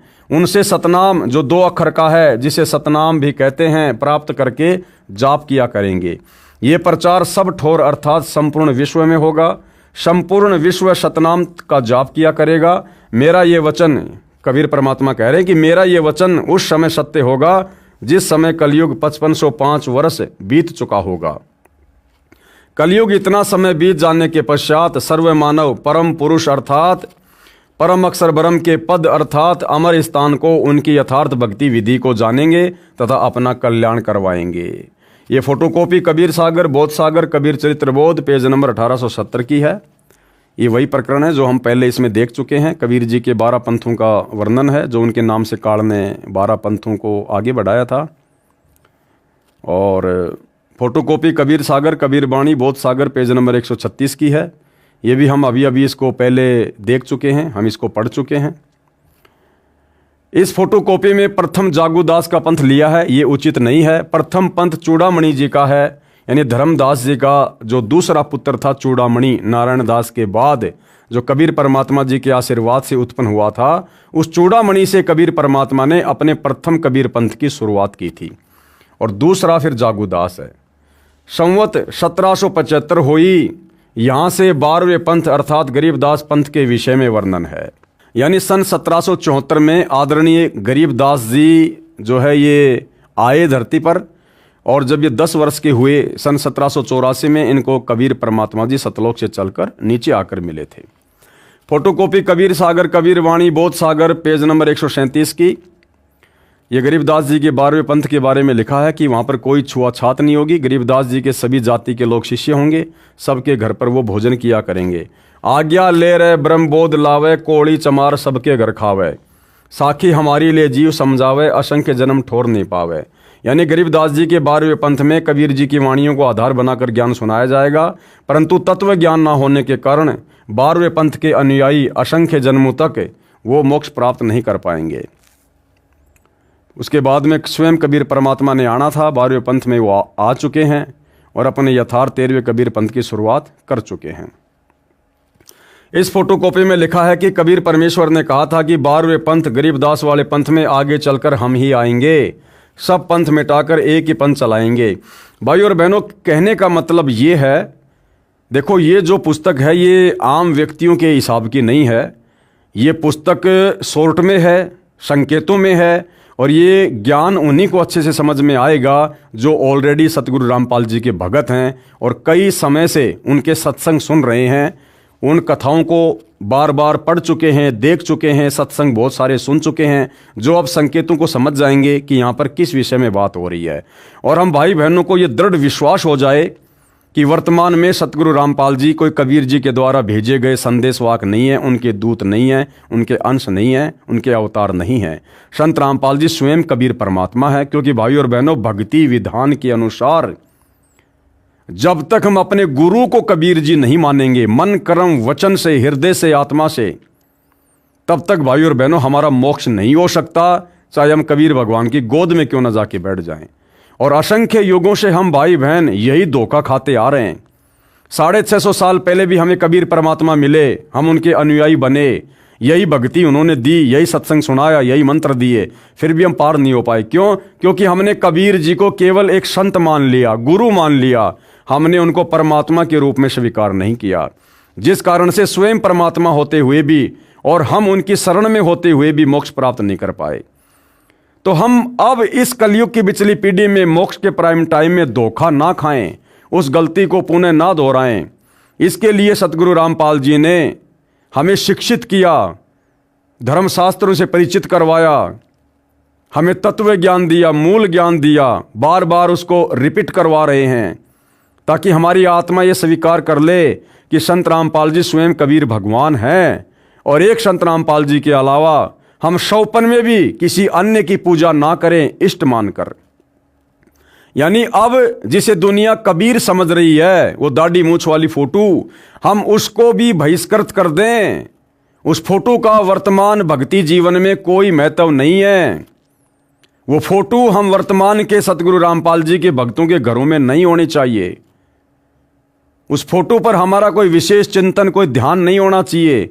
उस फोटो में हमारी किसी प्रकार की कोई श्रद्धा, कोई भावना नहीं होनी चाहिए, क्योंकि वर्तमान में उस फोटो वाला कबीर साक्षात सतगुरु रामपाल जी के नाम से प्रकट है।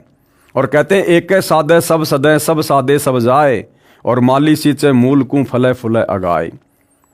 और फिर भी जो नादान आत्माएं गुरु को और कबीर को अलग अलग मान रही हैं, संत रामपाल जी को और कबीर जी को अलग अलग मानती हैं, तो उनके लिए स्वयं परमात्मा कहते हैं कि गुरु और गोविंद दो नहीं भाई, जब तक दो समझोगे दो जग में जाई। अगर अपने गुरु के अलावा तुम किसी और में कबीर परमात्मा देख रहे हो, उस दाढ़ी मूछ वाली फोटो में, तो परमात्मा कहते हैं गुरु की शरण में आने के बाद भी तुम नरक में जाओगे, तुम्हारा मोक्ष नहीं हो पाएगा।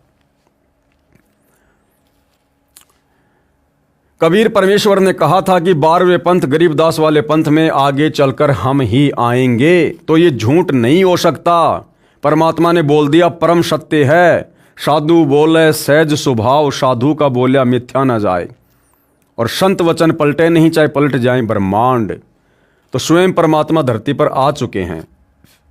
सब पंथ मिटाकर एक पंथ चलाएंगे, यही प्रमाण कबीर सागर शौशम बोध सागर के पेज 171 पर भी है। परमेश्वर कबीर जी के प्रतिनिधि संत रामपाल दास जी महाराज हैं। ये लेखक की ज्ञानहीनता है जिसके ऊपर बार बार दास को बोलना पड़ रहा है। संत रामपाल जी कबीर जी के प्रतिनिधि नहीं हैं। कबीर जी कोई बालक नहीं है, कबीर जी कोई बेचारा लाचार बेबस नहीं है जो उन्होंने अपने कार्य के लिए किसी और को भेजना पड़ेगा। कबीर जी सशरीर हैं, साकार हैं, समर्थ हैं, निर्विकार निर्दोष परमात्मा है। उन्होंने छुपके रहने की आवश्यकता नहीं इस काल की तरह। ये काल स्वयं नहीं आता, ये काल अपने अंश अवतार भेजता है। क्यों? क्योंकि काल को श्राप लगा हुआ है। इसको शर्म आती है अपना भूंडा चेहरा सबके सामने लेकर आने में, इसलिए ये अपने अंश अवतार सर्जन करता है। लेकिन कबीर परमात्मा विश्व में सर्वश्रेष्ठ, समर्थ और अति सुंदर परमेश्वर हैं। उनके समान सुंदरता संसार में सृष्टि में किसी की नहीं है। वो परमेश्वर समर्थ है, सर्वशक्तिशाली है, सर्व सिद्धियों का स्वामी है। वो एक क्षण में जो चाहे सो कर दे। इसलिए उस कबीर परमात्मा ने सतलोक से किसी और को भेजने की आवश्यकता नहीं पड़ती। समर्थ का काम उसी को साजे और करे तो मूर्ख बाजे। सतगुरु सुंदर रूप अपारा, सतगुरु 3 लोक से न्यारा। सतगुरु कबीर जी काल की तरह काले कलूटे नहीं है, ओछे माथे वाले नहीं है, लंबे दांत वाले नहीं है। सतगुरु सुंदर रूप अपारा, यानी सतगुरु कबीर जी के अलावा संसार में कोई भी दूसरा सुंदर नहीं है।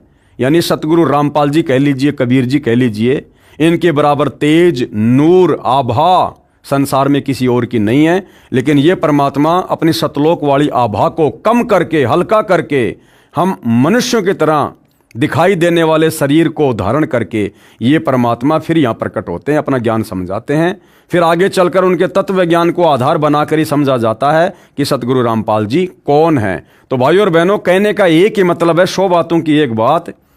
अब सतगुरु रामपाल जी को मानुष समझने की गलती ना करो कि गुरु मानुष कर जानते वो नर कहिए अंध, ओए दुखी संसार में आगे काल के फंद। उनके भगत होने के बावजूद यदि हमने उनको मानुष की कैटेगरी में लिया और मानुष की कैटेगरी में लेने का मतलब है संत रामपाल जी के अलावा यदि आप दाढ़ी मूछ वाले कबीर की फोटो को पूज रहे हैं, घर में रख रहे हैं, दरबार में रख रहे हैं, उसका प्रकट दिवस मना रहे हैं, तो आप अपने गुरु को मानुष मान रहे हैं।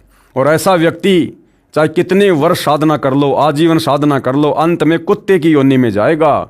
खुद परमात्मा कहते हैं, गुरु को मानुष जो गिने करे चरना अमृत को पान, ते नर नरक में जाएंगे और जन्म जन्म बने सवान। सवान यानी कुत्ता बनेगा वो भगत है। गुरु की शरण में आने के बाद भी जो अपने गुरु के अलावा किसी और में कबीर को देखकर उसमें श्रद्धा बनाएगा। तो लेखक की यह नादानी है जो संत रामपाल जी को यानी अपने गुरु को परमेश्वर कबीर जी का बार बार प्रतिनिधि कहकर संबोधित कर रहा है।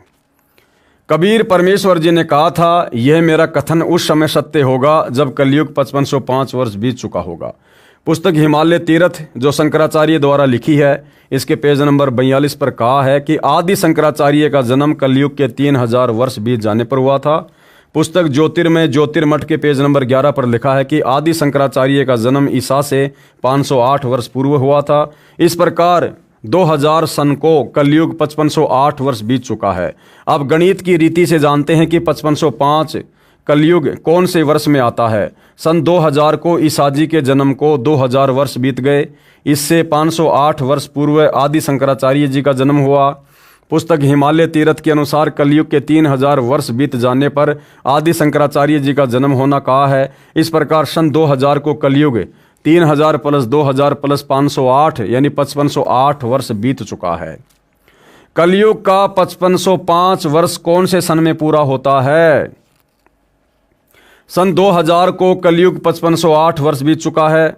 सन 1999 को 5507, सन 1998 को 5506 और सन 1997 को 5505 वर्ष बीत चुका है। आप जी को याद रहे कि संत रामपाल दास जी महाराज ने अपने प्रवचनों में कहा है कि फाल्गुन सुदी एकम विक्रमी संवत 2054 सन 1997 को दिन के 10 बजे परमेश्वर कबीर जी मुझे मिले तथा सारनाम को प्रदान करने का उचित समय बताकर तथा सारनाम दान करने का आदेश देकर अंतर्ध्यान हो गए। भाई और बहनों, ये परमेश्वर की एक गुप्त लीला है, एक रहस्यमयी लीला है ये। अन्यथा संत रामपाल जी अपने प्रवचनों में, अपनी पुस्तकों में जो भी बात रखते हैं वो सबूतों के साथ में रखते हैं, प्रमाणों के साथ में रखते हैं। एक एक बात के 10-10 प्रमाण देते हैं। लेकिन भाई और बहनों, सन 1997 में कोई कबीर परमात्मा संत रामपाल जी को दिन के 10 बजे आकर मिला, इस बात का प्रमाण आपको ना सतगुरु जी की पुस्तकों में मिलेगा, ना उनके सत्संगों में मिलेगा।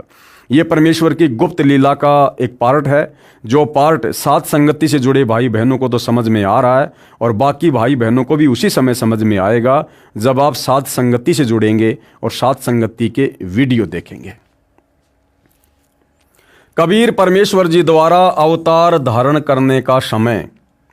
संत कबीर वचन अथ सवसम वेद की स्फुट वार्ता चौपाई, फोटोकॉपी कबीर सागर बोध सागर सवसम वेद बोध पेज नंबर 171 की है। दोहा, 5000 अरु 500 जब कलयुग बीत जाए, महापुरुष फरमान तब जग तारन को आए। इस वाणी को सत्य साबित करने के लिए सतगुरु रामपाल जी ने स्वयं को छुपाते हुए ये बात कही है कि भाई 1997 में मुझे दिन के 10 बजे सतलोक से चलकर कबीर परमात्मा मिले, केवल इस वाणी को सत्य साबित करने के लिए। अन्यथा सतगुरु रामपाल जी स्वयं ही कबीर परमात्मा हैं, इनको और कबीर आकर नहीं मिलने वाला। आगे चलते हैं। ये फोटोकॉपी पवित्र पुस्तक कबीर सागर के अध्याय सवसम वेद बोध अर्थात सूक्ष्म वेद बोध सागर के पेज नंबर 171 की है। परम पूज्य कबीर परमेश्वर जी ने कहा है कि जिस समय कलयुग 5500 वर्ष बीत जाएगा, उस समय महापुरुष मेरी आज्ञा से विश्व उद्धार के लिए प्रकट होगा। वह महापुरुष सतनाम का भेदी होगा, वह अधिकारी होगा। जबकि भाई और बहनों, सतगुरु रामपाल जी तो 1997 से पहले ही ये सतनाम दे रहे हैं, सारनाम भी दे रहे हैं। उनको सतनाम के भेद का भी पता था, उनको सारनाम के भेद का भी पता था। 1994 से जिन भक्तों को सतगुरु रामपाल जी से उपदेश मिला हुआ है, उनको भली भांति पता है कि सतगुरु रामपाल जी को सतनाम का भेद 1997 के बाद पता चला या 1994 में ही उन्होंने सतनाम देकर अपने भक्तों को उसका भेद बता दिया था। विश्व के सर्व हिंदू, मुसलमान व अन्य धर्मों में विभाजित मानव तथा अन्य प्राणी भी जो मानव जीवन प्राप्त करेंगे वे सर्व सत्य नाम यानी सतनाम की महिमा से परिचित होकर उस सच्चे नाम को उस महापुरुष से प्राप्त करके पावे पद निर्वाण यानी पूर्ण मोक्ष पद प्राप्त करेंगे। उस मेरे भेजे संत के द्वारा, अब आप समझ गए होंगे भाई और बहनों, संत रामपाल जी किसी के द्वारा भेजे गए हैं या स्वयं आए हैं। सत्य सुकृत यानी पवित्र वास्तविक मोक्ष मार्ग के पंथ में सर्व पंथ ऐसे विलीन हो जाएंगे जैसे सर्व नदियां स्वतः ही समुद्र में मिलकर एक हो जाती हैं।